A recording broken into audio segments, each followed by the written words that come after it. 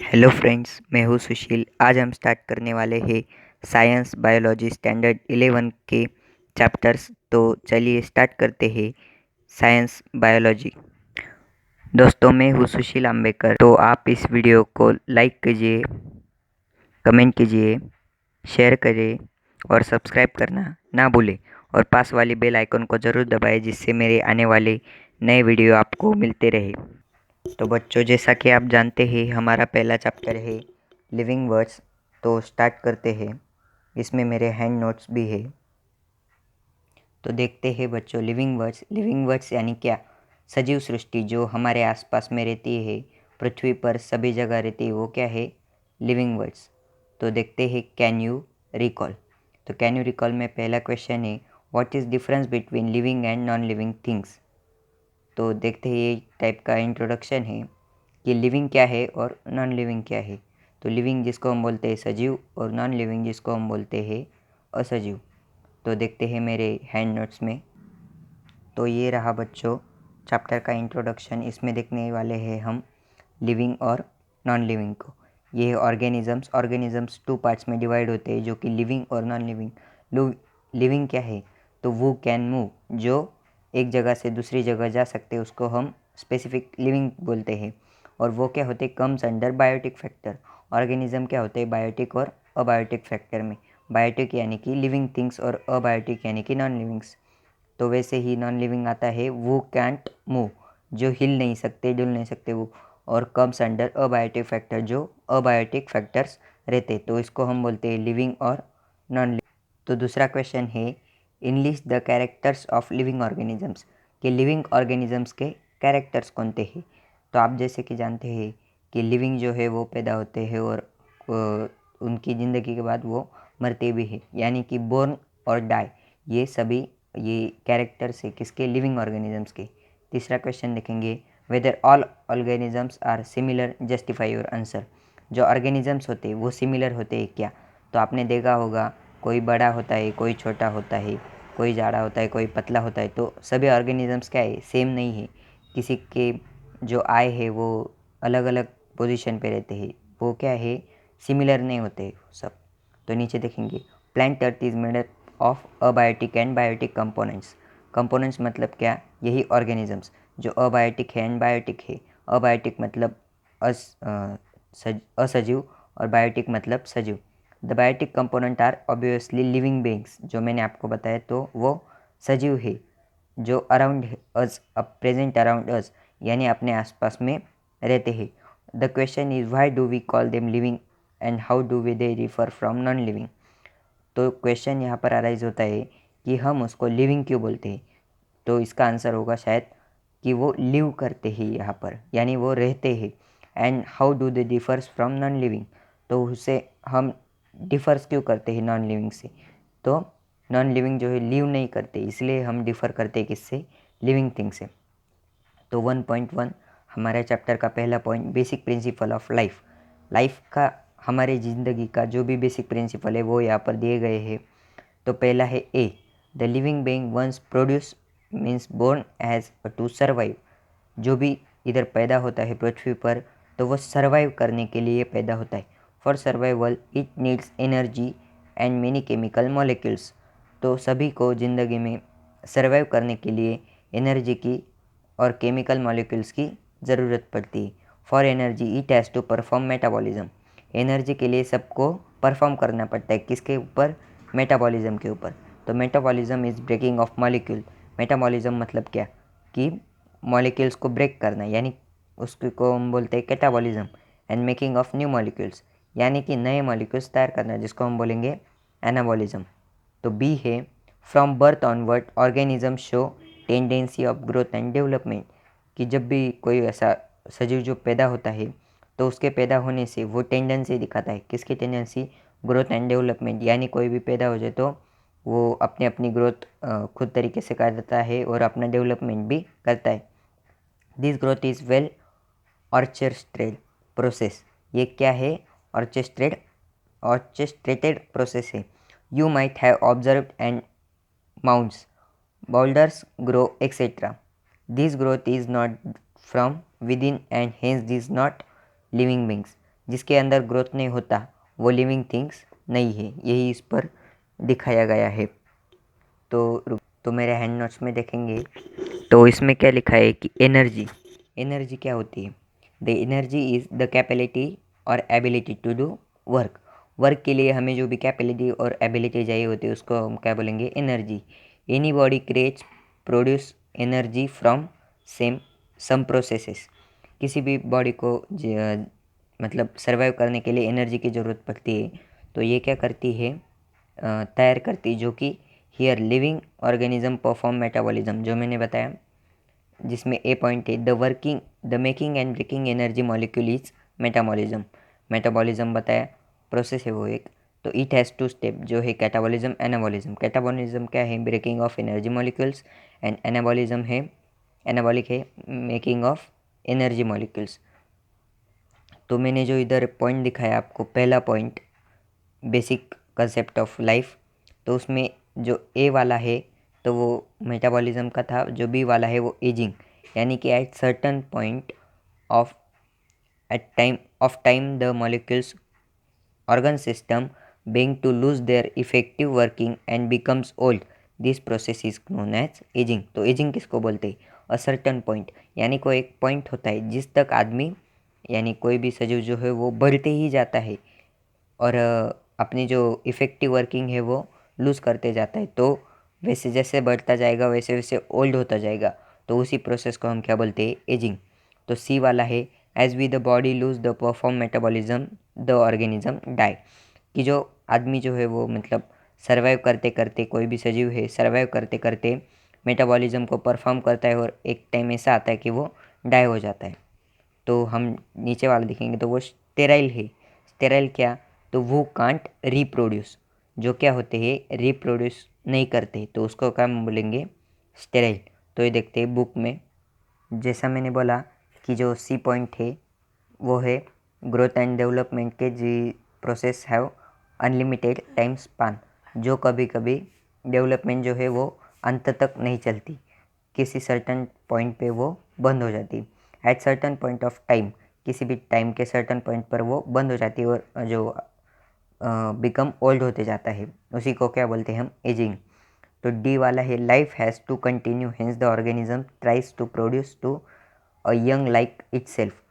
वो क्या होता है कि अपने जैसा ही नया जो है उसका वो निर्माण करने का, उसी को हम बोलते हैं one like itself. It's is possible due to reproduction. तो वो कैसे पॉसिबल है, तो रिप्रोडक्शन की वजह से वो है असेक्सुअल और sexual.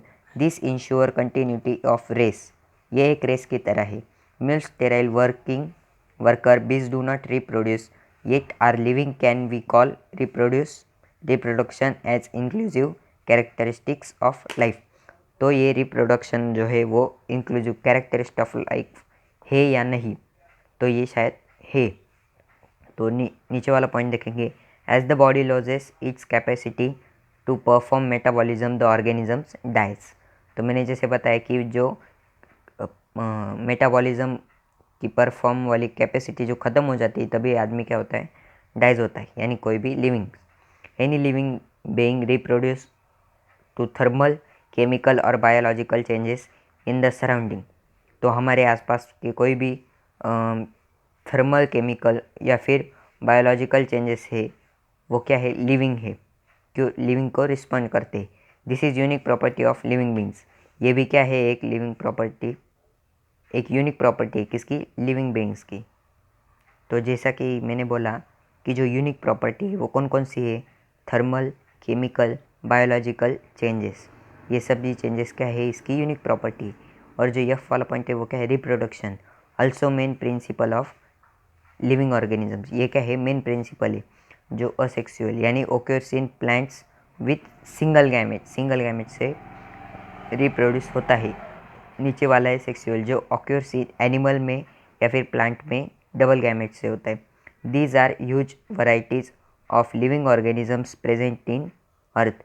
For this purpose we must have to collect data use diverse organisms. These data are externally used in industrial agriculture में ये फ़ायदेमंद होता है। तो नीचे देखेंगे हम टैक्सोनॉमी एड्स क्या है।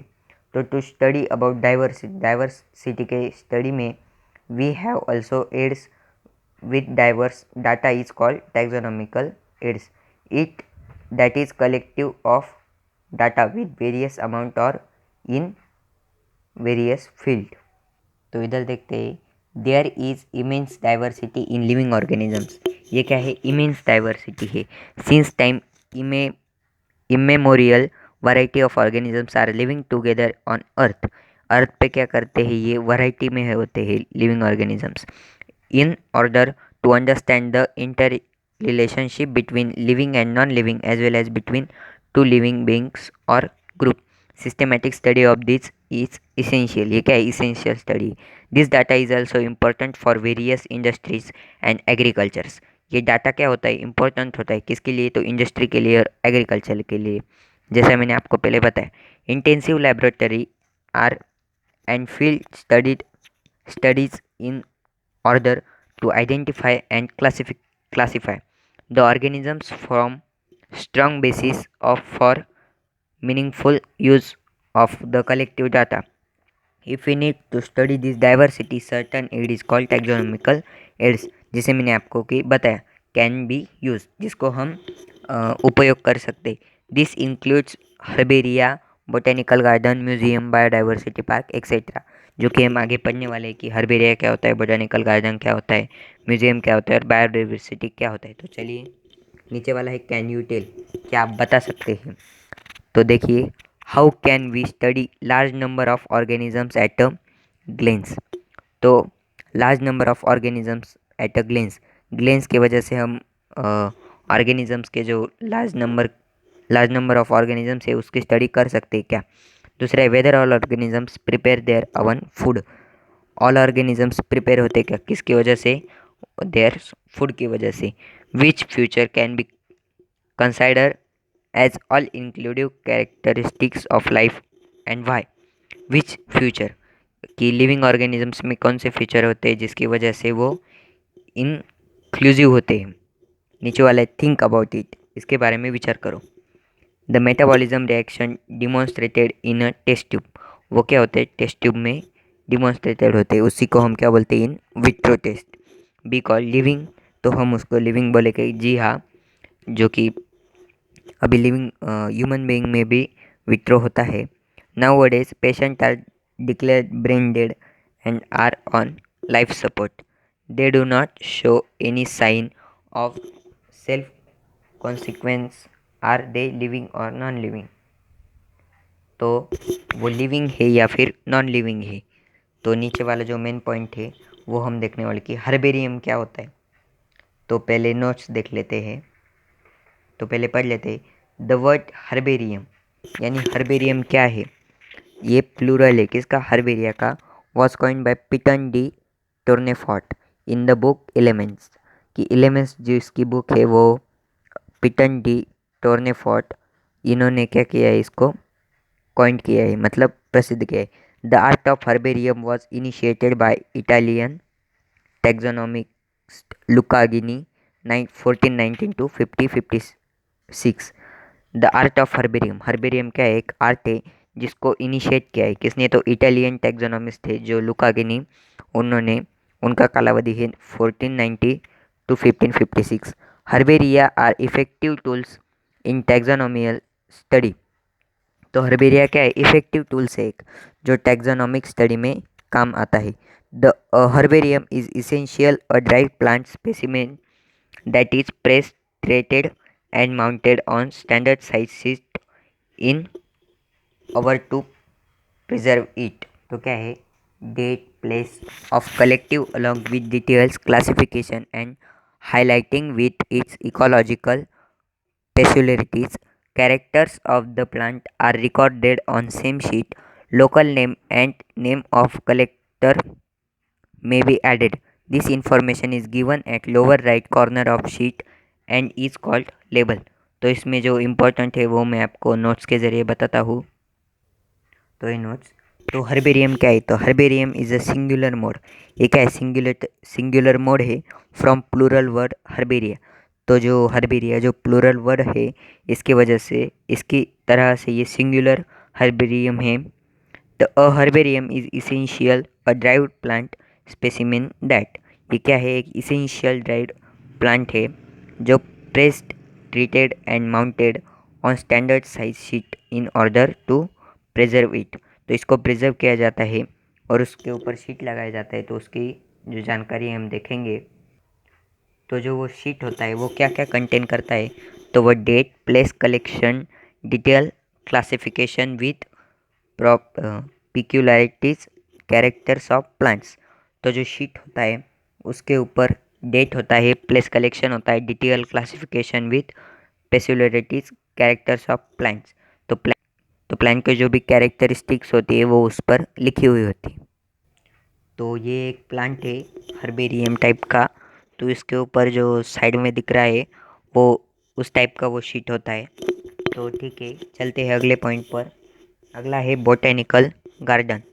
तो ये बोटेनिकल गार्डन क्या होता है इसको पढ़ेंगे। Botanical garden are the place where plants and different varieties collected from different parts of world are grown in a scientific and systematic in a vivo manner. Plants are labeled. The label boards show scientific as well as common name of plant. तो botanical garden में क्या होता है कि अलग अलग जगहों से पृथ्वी पे पृथ्वी पर रहने वाले सभी अलग अलग जगह पर से ये प्लांट्स लाए जाते हैं। इनकी जो कलेक्ट इसकी डिफरेंट वैरायटीज़ को कलेक्ट किया जाता है और जो बढ़ते हैं उसका साइंटिफिक एंड सिस्टमेटिक एक इन विवो मैनर में देखा जाता है। तो उस प्लांट्स को लेवल भी करते हैं।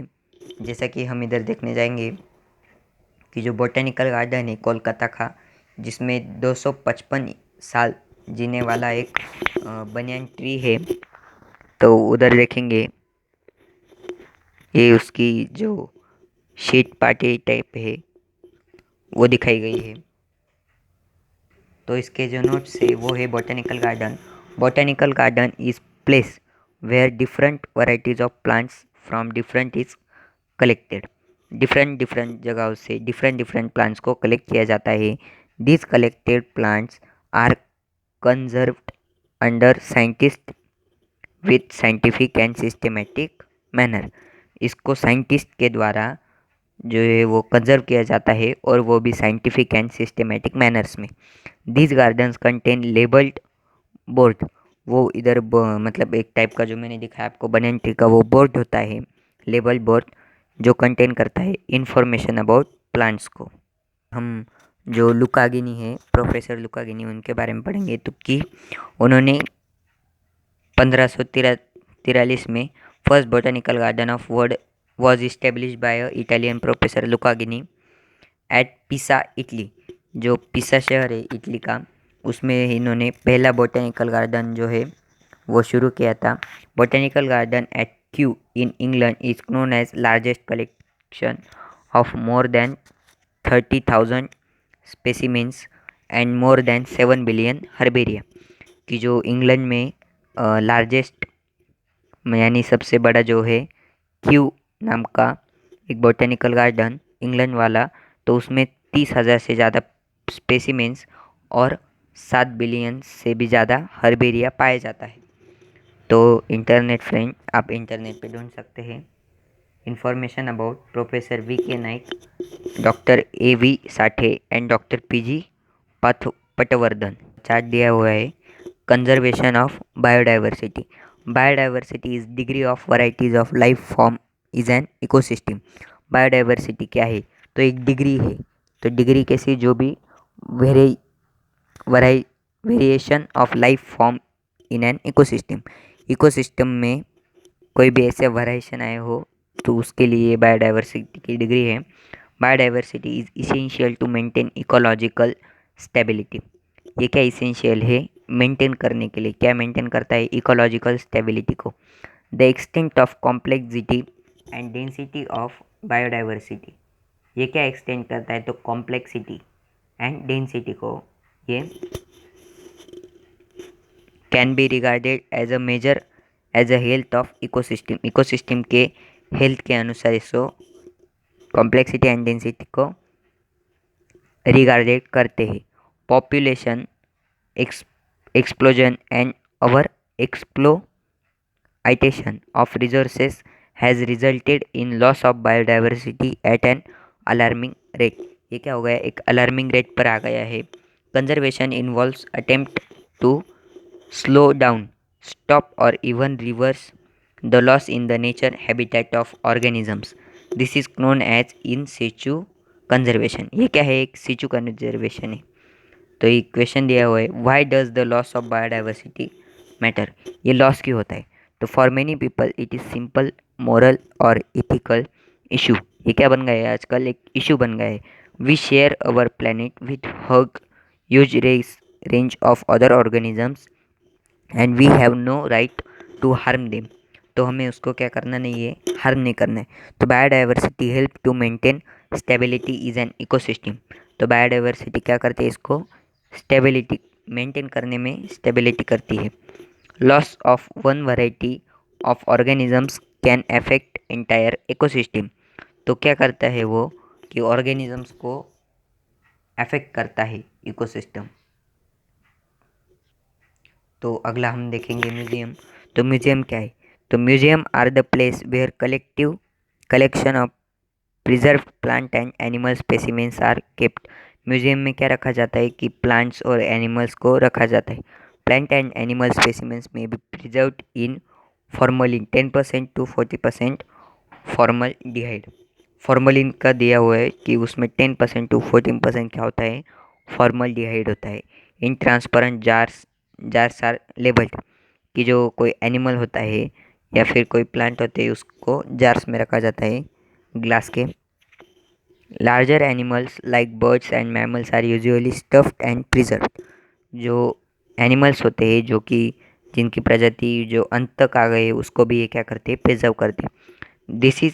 This science is known as taxidermy. तो इस साइंस को हम क्या बोलेंगे, टैक्सीडर्मी बोलेंगे. Specimens in dried from also kept in museum. जो स्पेसिमेंस है उसको भी हम क्या रखते हैं, म्यूजियम में रखते हैं. We can even find systematic collections of shells skeleton of animal insect box in museum. तो जो म्यूजियम होता है तो उसके अंदर क्या क्या रहते हैं, कलेक्शन ऑफ शेल्स के कलेक्शन होते हैं, स्केलेटन्स के होते हैं, स्केलेटन होते हैं एनिमल्स के, इंसेक्ट बॉक्स होते हैं जिसमें कि इंसेक्ट होते हैं, वो किधर रहते हैं, म्यूजियम में. 10 biology museum in educational institutes are reference hubs of biodiversity studies. तो ये क्या है, बायोडाइवर्सिटी स्टडी के लिए इम्पोर्टेंट है. तो ये रहा म्यूजियम का फोटो. ये बायोलॉजिकल एक म्यूजियम है. म्यूजियम के नोट्स देखेंगे तो these are places where collection of preserve plant and animal specimens kept. जिधर प्लांट्स और एनिमल को रखा जाता है उसको म्यूजियम बोलते हैं. These are preserved with same chemical liquid in transparent jar. जो स्पेसिमेंस होते हैं जो कि डाइज हो जाते हैं तो उनको केमिकल लिक्विड में रखा जाता है. तो उसको हम बोलेंगे उसको क्या बोलेंगे हम, कि ब्रमेलिन जैसे जो लिक्विड में उसको रखा जाता है. Larger animal usually stuff preserve. जो बड़े बड़े जो एनिमल होते हैं उसको हम क्या करते हैं, प्रिजर्व करते हैं, स्टफ करते हैं. उसी को हम क्या बोलते हैं, टैक्सीडर्मी बोलते हैं. अगला हम देखेंगे जूलॉजिकल पार्क. तो जूलॉजिकल पार्क क्या होता है, तो इसको हम नो करते हैं जू से. तो जू हम सबको तो मालूम ही है, is a place of interest for common man. जहाँ पर आदमी जा सकते हैं, common man. In a zoo wild animal are kept in captivity. तो इसमें क्या रखा जाता है, कि जो वाइल्ड एनिमल्स होते हैं तो उनको यहाँ पर रखा जाता है. They are protected and care it taken to provide condition similar to their natural habitat. Example सीचू. तो ऐसा होता है कि वहाँ पर उनके जो नेचुरल हैबिटेट होते हैं उसी में इनको रखा जाता है.